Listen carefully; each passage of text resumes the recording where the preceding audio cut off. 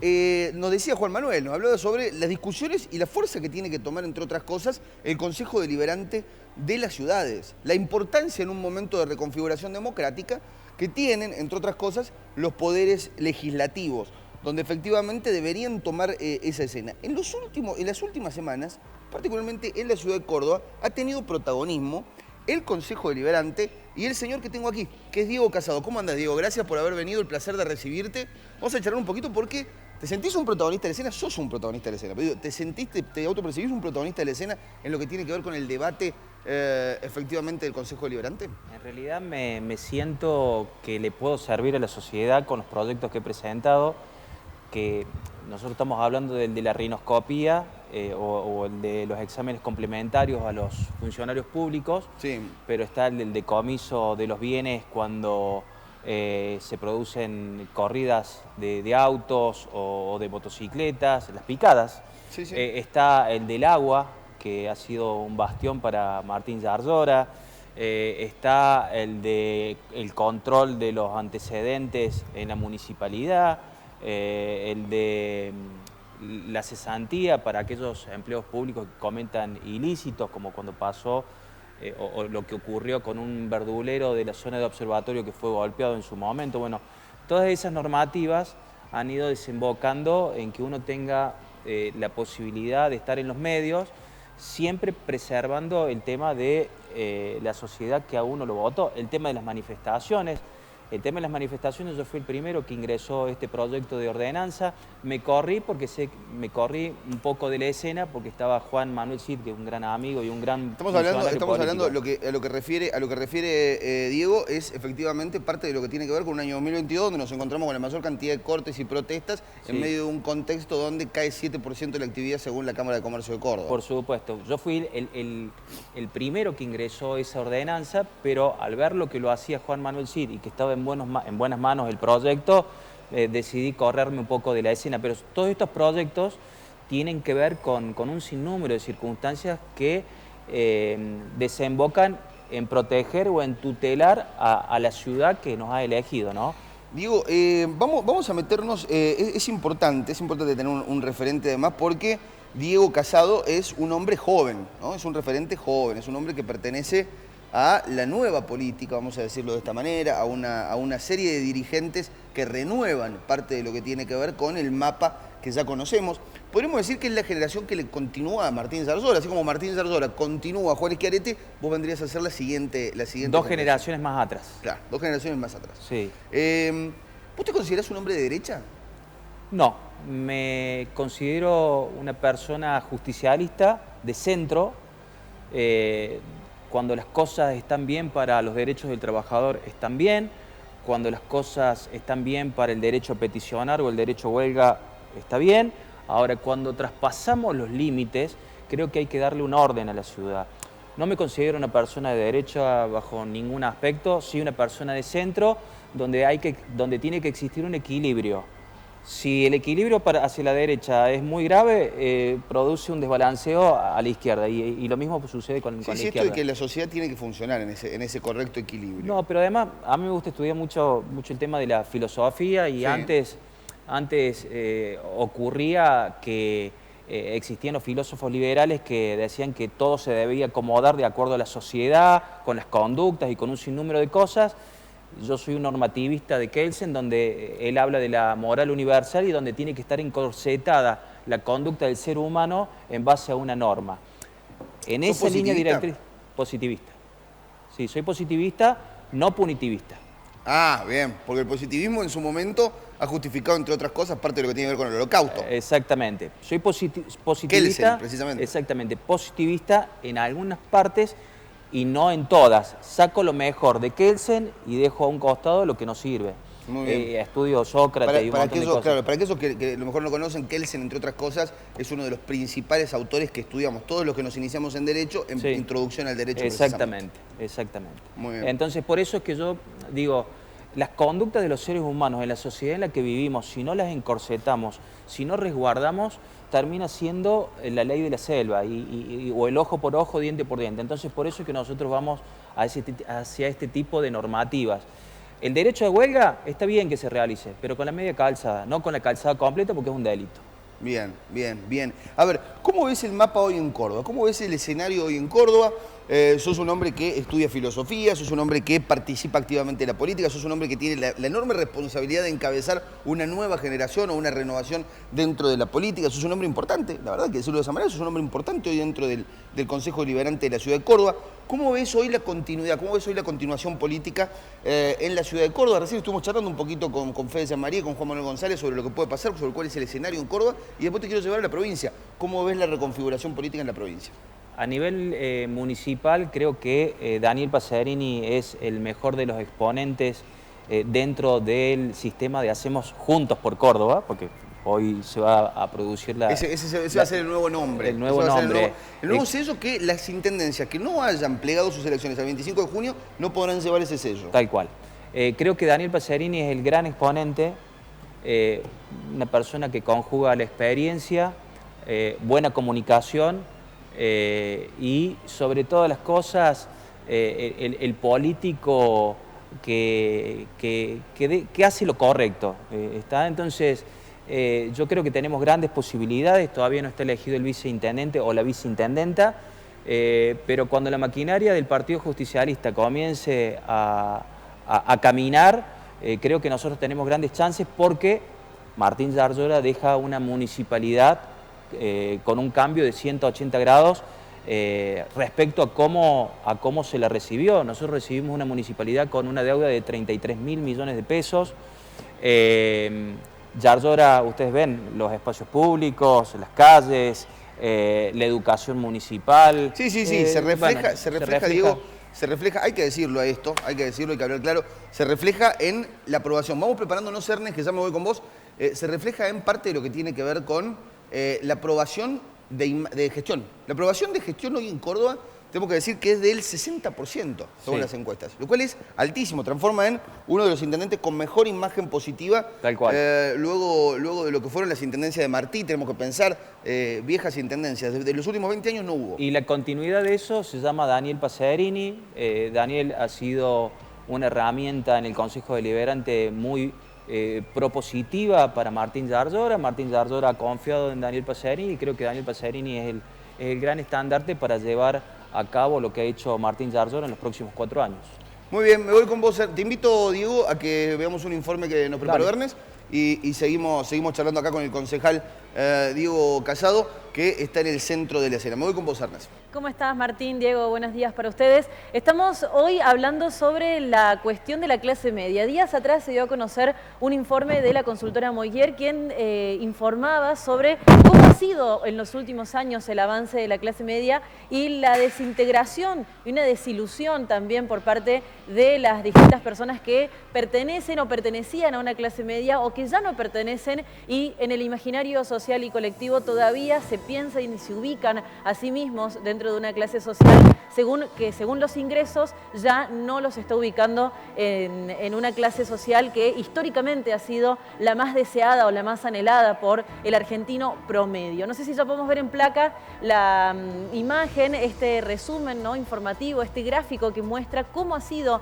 el avance y cómo se encuentra hoy también la situación económica de las distintas clases, ¿no? 3 argentinas es como defiende y como señala Fernando Moyer, el director, el CEO de esta consultora, las 3 argentinas. La argentina que está en la clase baja, la que está en la clase media y la que está en la clase alta, que según los ingresos, la mayor cantidad de gente se encuentra dentro de lo que es la clase entre media baja y la clase entre media baja y la clase alta, la clase media baja y la clase baja alta. Mira, ahí estamos viendo la línea de pobreza según los últimos indicadores, indica que está en unos 163.539 pesos para el argentino promedio y que se encuentra dividiendo lo que es la clase media y la clase baja, donde se encuentra el 50% de la población, es decir, la mitad de la gente se encuentra en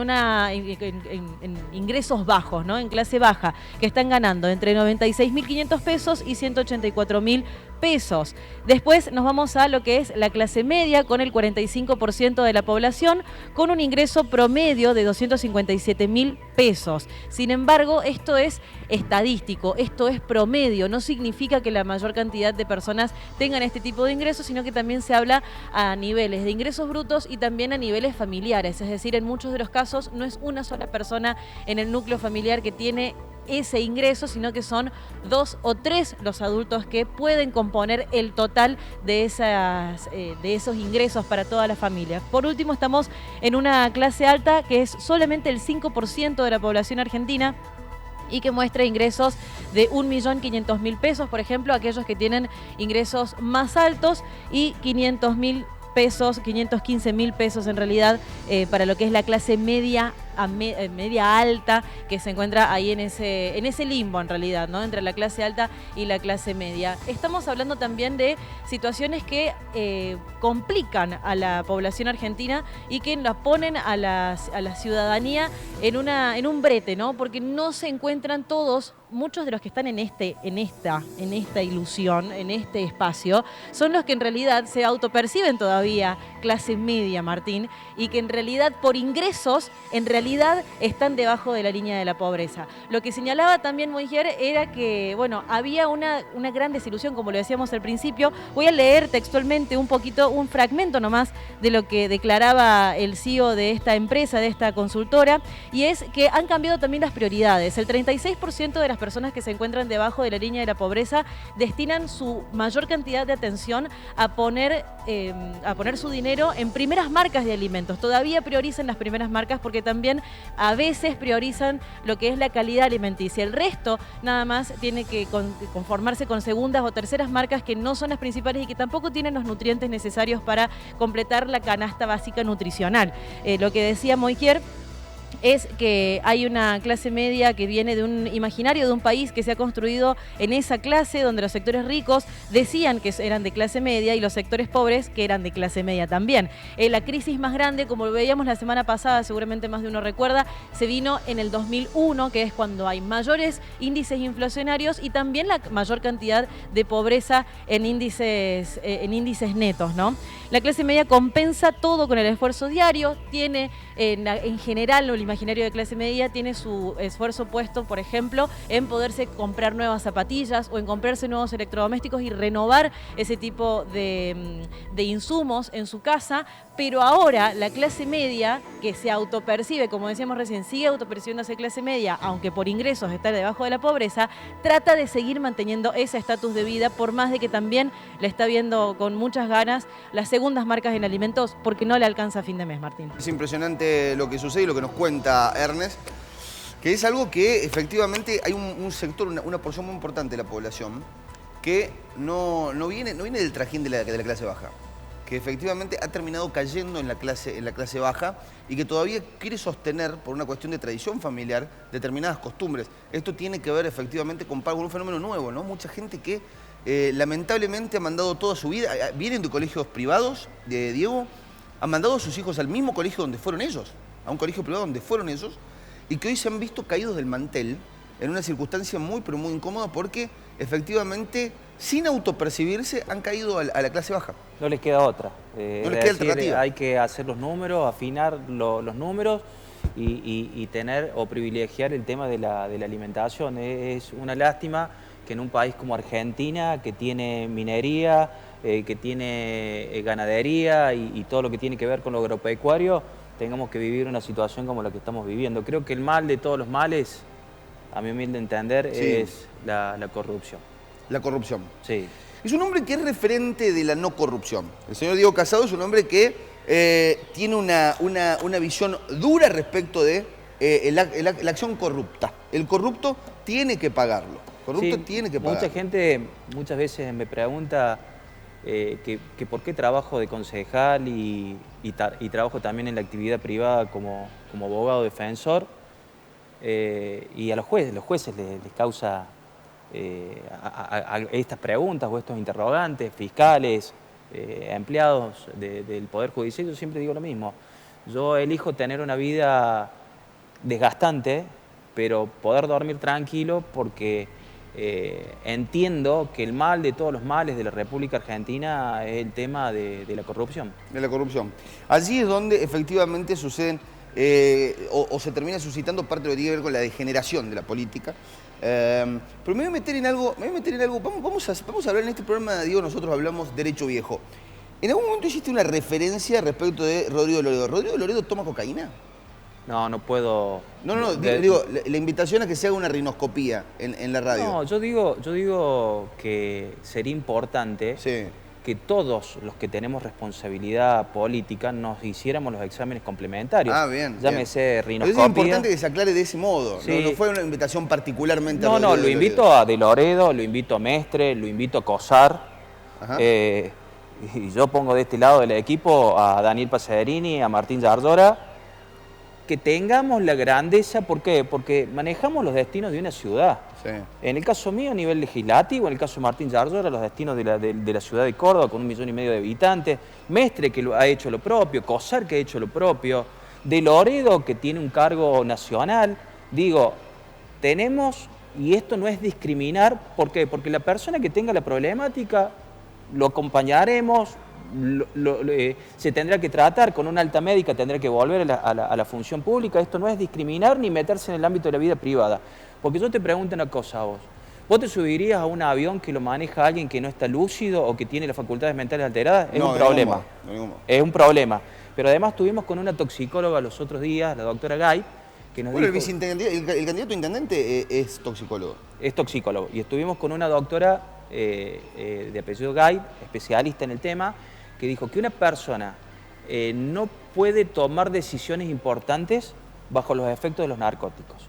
Esto no es una cuestión que a mí me surja porque a mí me place o porque quiero generar una chicana política, sino porque hago la comparación con el avión. Si una persona que tiene esta problemática no puede manejar el avión, de hecho, las normativas aéreas indican eso, lo impiden. Las normativas aéreas, bueno, como también manejar un auto. Claro, el otro día en Buenos Aires, un colectivero, bajo los efectos de los estupefacientes, hizo un desastre chocando a Dios, María Santísima.